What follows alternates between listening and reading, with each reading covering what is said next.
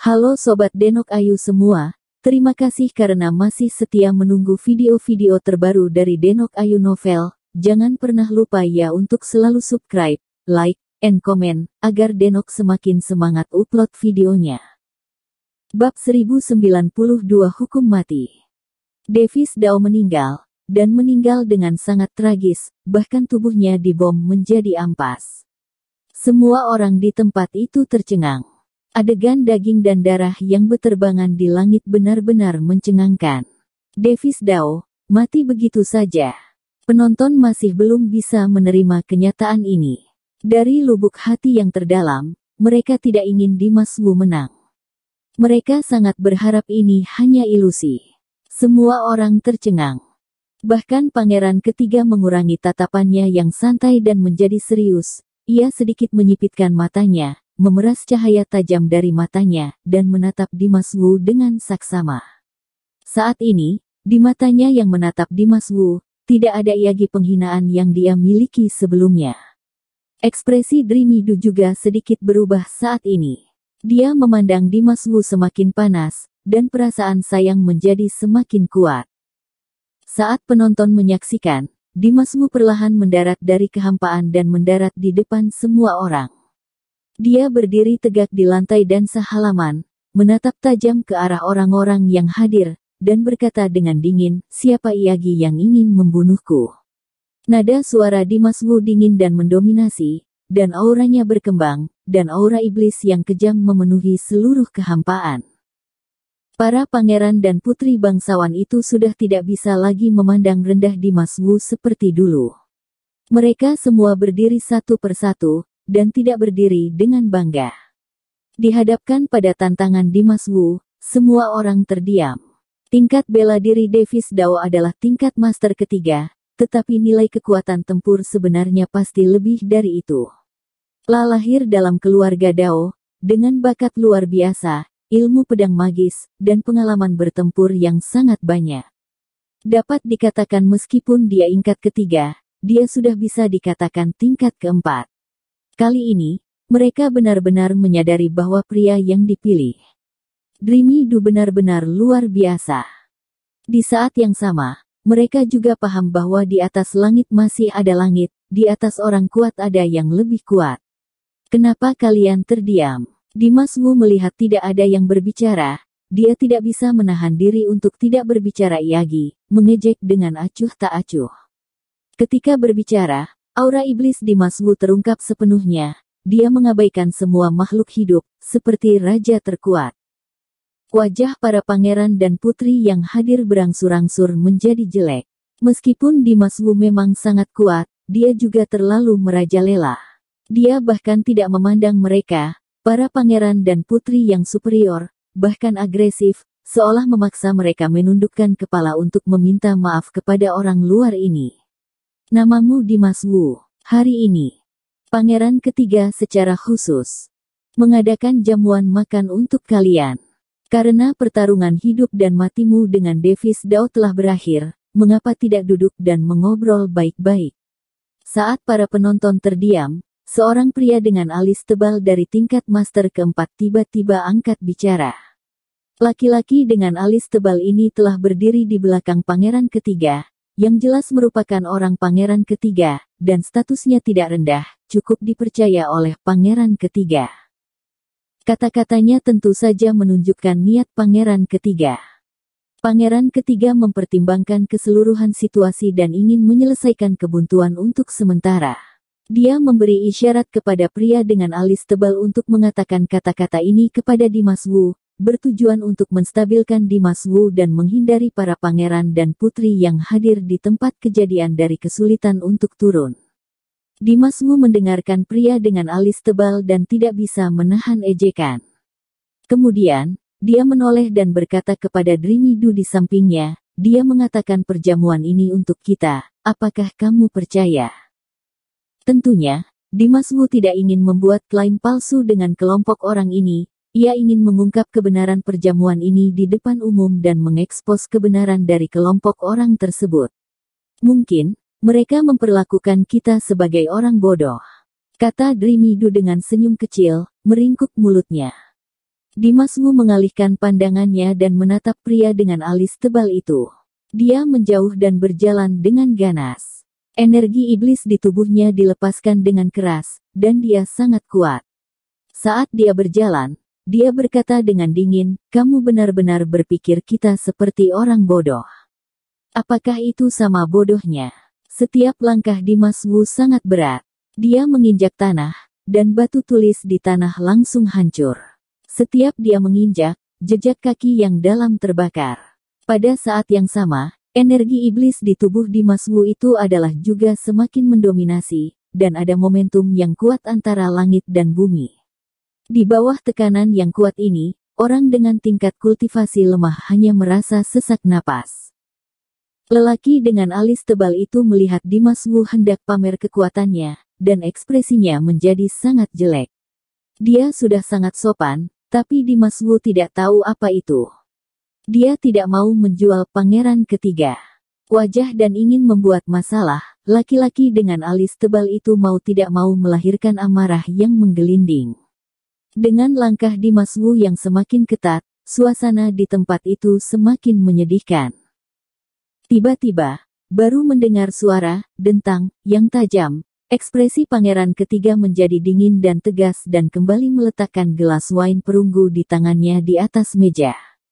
Tiba-tiba, gelombang gejolak aneh melayang di dalam kehampaan. Boom! Pangeran ketiga meletakkan gelas tersebut, dan dalam waktu singkat semua elit master kelompoknya berdiri, berkumpul, dan menghadap Dimas Wu. Master elit ini sangat luas dan kuat dan agung. Masing-masing dari mereka adalah master tipe tempur. Tingkat kultivasi mereka telah mencapai di atas master, dan yang terkuat di antara mereka bahkan telah memasuki tingkat master kelima. Kekuatan pangeran ketiga sangat menakutkan dan mengejutkan. Orang-orang ini berkumpul bersama, dan hawa dingin yang dilepaskan oleh mereka hampir membekukan seluruh dunia. Energi iblis yang bergolak yang dilepaskan oleh Dimas Wu dibekukan, dan langkah kaki Dimas Wu juga terpaksa berhenti. Di tubuhnya, ditutupi dengan untaian es. Suasana di tempat kejadian telah memadat hingga titik beku. Begitukah cara pangeran menyambut kami? Dreamy Du memandang pangeran ketiga dengan dingin, dan berkata dengan ringan. Kamu sendiri sudah lihat, laki-lakimu tampaknya sedikit tidak senang dengan semua orang. Ini bukan yang ingin aku lihat. Karena dia tidak ingin duduk dan mengobrol dengan baik, maka aku hanya bisa melakukan ini. Pangeran ketiga mengangkat kepalanya sedikit dan memandang Dreamy Du. Ketika Dreamy Du mendengar perkataan pangeran ketiga, wajahnya tidak bisa menahan rasa jijik. Kakak kaisar yang baik, yang jelas-jelas menyiapkan jamuan Hongmen di awal, masih berpura-pura seolah-olah dipaksa tidak berdaya. Dreamy Du benar-benar meremehkan penjahat munafik ini. Pangeran ketiga, karena kita sama-sama datang dengan janji, kamu tidak perlu berpura-pura bertindak di sini. Dimas Wu menatap pangeran ketiga sambil membuka mulut dengan nada jijik. Mendengar perkataan Dimas Wu, seorang tingkat master keempat yang berdiri di sebelah pangeran ketiga tiba-tiba bersuara nyaring, dan dengan tegas meneriaki Dimas Wu, kurang ajar, apa identitasmu? Beraninya kamu bicara dengan pangeran ketiga seperti dengan arahan orang ini. Pangeran dan putri lain di ruangan itu akhirnya tidak dapat menahannya lagi. Semua orang berteriak dan berkata, sungguh orang asing yang gila, bukankah menurutmu Dreamy Du tertarik padamu? Apakah kamu sedang berjalan ke samping di sini? Benar, biarpun kamu punya kekuatan, bagaimana dengan status level rendahmu? Ini istana Jiushu, kamu tetaplah orang asing di sini. Orang sepertimu tidak pantas masuk ke wilayah kami. Kamu sebaiknya sadar diri, jangan berpikir kamu tak terkalahkan di dunia. Begitu perkataan awal dibuka, rombongan pangeran dan putri tidak bisa berhenti, semuanya menyerang Dimas Wu satu persatu dan menegur Dimas Wu dengan keras. Mendengarkan suara-suara ini, wajah Dreamy Du tiba-tiba tenggelam. Dia melirik sekelompok orang ini, dan berkata dengan dingin, "Heh, kalian hanya berani beramai-ramai, tapi tidak berani menantang sendirian." Melihat Dreamy Du berdiri dan berbicara mewakili Dimas Wu, seorang putri segera menjawab, "Dreamy Du, jangan lupa, apa yang kamu miliki adalah darah keluarga kerajaan istana Jeoshu kami. Ya, sudah berapa lama kamu mengenal pria buas ini? Kamu benar-benar mempermalukan istana Jeoshu. Putri-putri ini menegur Dreamy-do, seolah mereka penuh kegembiraan. Suasana hangat itu dirasakan pangeran ketiga. La sangat puas. Wajahnya kembali tenang. La menyesap minumannya dan berkata ringan, Dreamy, kita semua sekeluarga. Laki-lakimu tidak mengerti peraturan kita. Setelah mendengar ini, Dreamy-do tiba-tiba dengan tegas berkata, dia adalah priaku, aku membelanya, atas dasar apa kamu berkata seperti itu? Mendengar hal itu, pangeran ketiga tidak marah, wajahnya tetap tenang. La dengan lembut meletakkan gelas wine dan dengan malas berkata, ya, awalnya aku hanya ingin memberinya sedikit pelajaran, agar dia bisa memahami istana Jeoshu kita. Karena kamu tidak menghargai aturan, aku hanya bisa mengajarinya sesuai dengan aturanku sendiri. Setelah berbicara, pangeran ketiga memandang pria dengan alis tebal di belakangnya, dan berkata dengan ringan, di istanaku, siapapun yang memukul orang tanpa pandang bulu, apa kejahatannya? Saat ini pangeran ketiga sudah tidak berpura-pura menjadi seperti itu lagi, dia akan bersikap jujur dan memperlakukan Dimas Wu dengan baik. Pembunuhan Davis Dao oleh Dimas Wu merupakan pertarungan hidup mati yang dijanjikan, namun, Dimas Wu segera memukul pangeran jangkung dan kurus itu. Ini kejahatan besar. Pangeran ketiga harus memanfaatkan poin ini untuk menyembuhkan Dimas.